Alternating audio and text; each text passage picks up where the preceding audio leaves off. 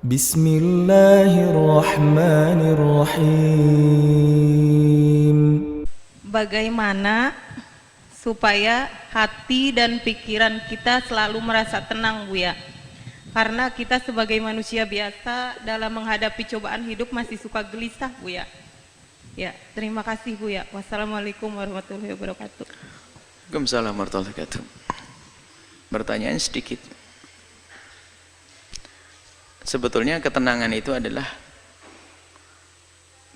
dia bicara bagaimana hati dan pikiran saya agar tenang.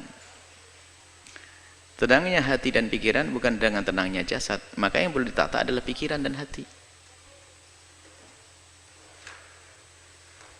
Bukan berarti ketenangan hati itu adalah karena banyaknya duit, bukan. Itu orang kaya juga gelisah kok kadang-kadang. Bukan ketenangan batin itu karena suaminya ganteng, tidak, atau istrinya cantik, bukan. Jadi memang ketenangan murni di dalam hati kita. Nah, tinggal sekarang itu bagaimana agar hati itu tenang.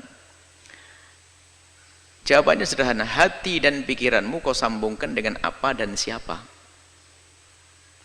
Kalau hati dan pikiranmu engkau sambungkan dengan sesuatu yang bikin gelisah, ya gelisah. Coba, kalau hati dan pikiranmu, orang boleh mencari dunia, tapi tidak boleh menggantungkan hatinya dengan dunia tersebut. Sehingga kalau orang menggantungkan hatinya, mengikat hatinya dengan dunia, lihat, di saat tidak mendapatkannya dia gelisah, di saat mendapatkannya hilang pun susah. Ada orang duitnya hilang tenang saja kok, ajib, karena dia tidak mengikat hatinya dengan dunia tersebut. Maka dengan Allah lah, itulah ketenangannya ada dengan Allah. Kalau sudah orang dengan Allah, duitnya hilang nggak susah, malah ngasih 1 miliar bangun pondok. Coba, lah kok bisa ini? Coba yang hatinya nggak sambung dengan Allah, 1 miliar ini buat abemat 2, udah tambah gede duit saya. Tapi enggak, hatinya tenang, kehilangan duit 1 miliar kok. Ini duitnya jatuh 100.000, puyengnya setengah mati, nangis-nangis. Nah, ini urusannya hati kita dengan siapa? Nah, kalau sudah urusan kita hati kita dengan Allah, mudah. Allah, apapun di saat dia sakit, lihat, sakit jasadnya sakit, tapi kalau dia kenal Allah, dia akan tahu bahwasanya akan ada imbalan di hadapan Allah Subhanahu wa taala. Maka rasa sakit akan tereda dirasakannya, menjadi tidak separah, tidak semakin sakit.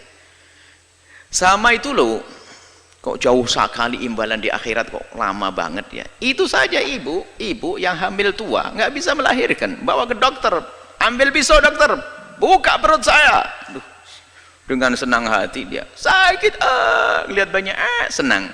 Ada sesuatu yang lebih menyenangkan dia. Apakah dia susah? Ya enggak. Begitulah sebetulnya ujian dari Allah di dunia ini, tergantung harapan kita tuh di mana.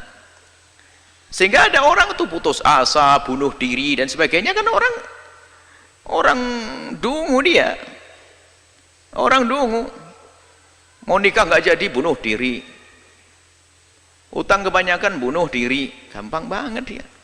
Di negeri kafir banyak bunuh diri, nggak ada iman.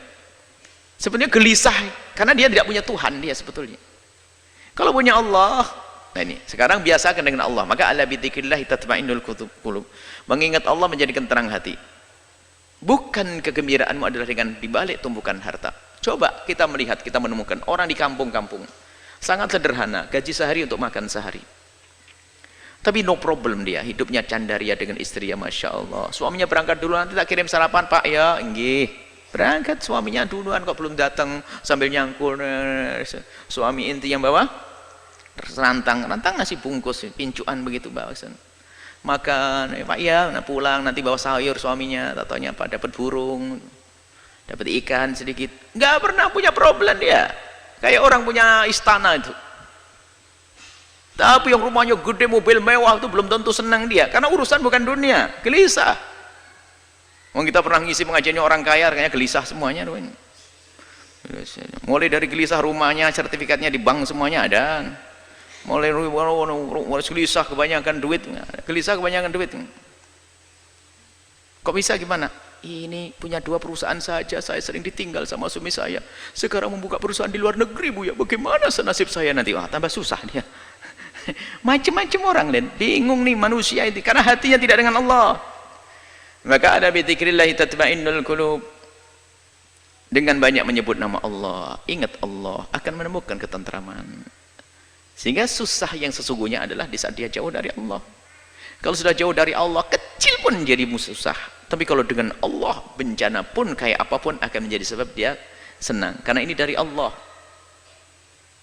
Sehingga para solehin itu kalau diuji dengan kefakiran, selamat datang dengan syiarnya orang-orang besar.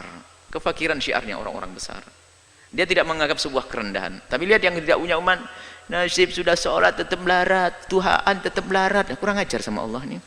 Gimana bisa bahagia dengan Allah saja curiga begitu? Jangan Allah sudah nggak benar.